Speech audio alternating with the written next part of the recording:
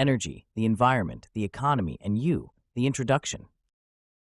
Global warming is planet-warming pollution. It is an improperly managed resource that can provide free energy. Voter discontent in democratic countries is rampant due to economic pressures and dissatisfaction with the political handling of crises like global warming and inflation. The need to generate vast amounts of clean, affordable energy to meet the demands of a growing population and rising living standards worldwide is going unmet. Technological advances and efficiency gains that can lower energy costs and the cost of everything that requires energy inputs are not being advanced and are instead passive-aggressively discouraged. The notion of energy too cheap to meter is old hat, even as costly atomic energy, like all exothermic energy sources that exacerbate global warming with the waste heat of their generation, is advanced. Even as abundant energy, cheaper than the environmental cost of burning fossil fuels, languishes. Free energy is the thermodynamic state whereby the maximum amount of work can be derived from a system at a constant temperature. Global warming, as the term implies, is a massive oversupply of energy in the form of heat that can be converted to work, and the ersatz waste heat of that process can be sent into deep water from where it will passively diffuse back to the surface where it can be recycled.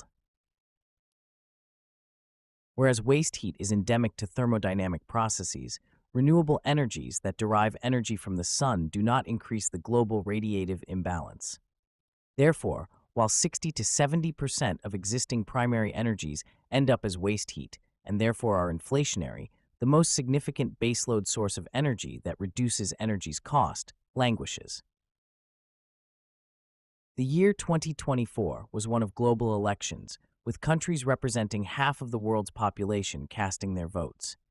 Incumbent leaders faced significant challenges due to the difficult economic consequences of the COVID-19 pandemic, as well as scandals and fatigue, often accompanied by long tenures in power, often have been turned out of office.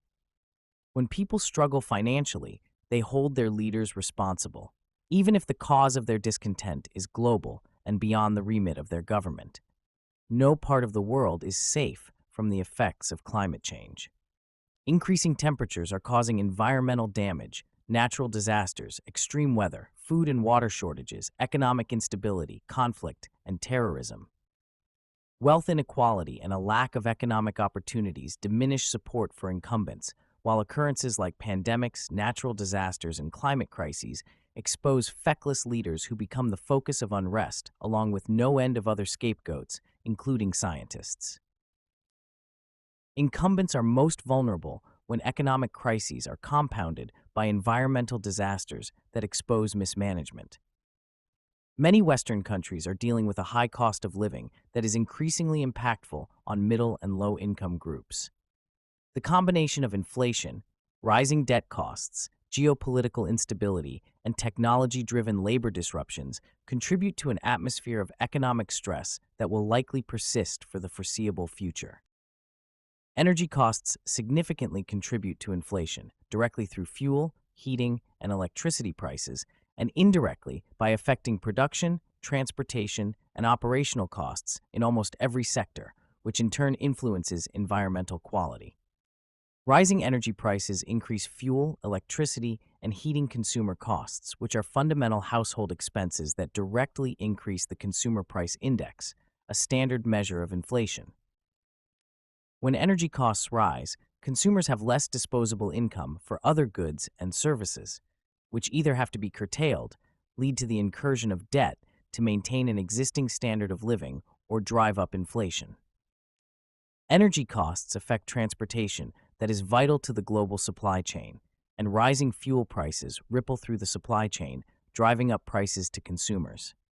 Energy-intensive industries like chemicals, metals, and food production rely on energy for production of their products, and the price of energy, taxes on energy, efficiency, and carbon emission are all interrelated. Rising energy prices or taxes on energy come at the expense of efficiency and increased carbon dioxide in these sectors. And conversely, carbon dioxide removal is inflationary. The agricultural sector depends heavily on fuel for its machinery and transportation, and fertilizers, which are often derived from petroleum products. Energy inflation and agflation adversely affect agricultural output, while decreases in energy inflation and agflation positively affect agricultural output, the consumer product index, and the economy. When energy prices rise, costs can ripple through every production and service sector, creating a multiplier effect. For instance, rising energy costs generally translate into increased costs for materials like aluminum, cement, and steel that are vital to the renewable energy industry, whose profitability has long-term implications for a clean energy transitions. Prolonged increases in energy prices can shape inflation expectations in households, which take longer to incorporate new information and adjust more slowly to macroeconomic or policy shocks than experts. The problem for politicians is there is evidence there is a deterioration of trust in the form of polarized opinions between experts and partisan groups. Demonstrably free energy can bridge the gap between experts and the partisans unequivocally, and economic growth does not necessarily deteriorate environmental quality. In the alternative, free energy can enhance it.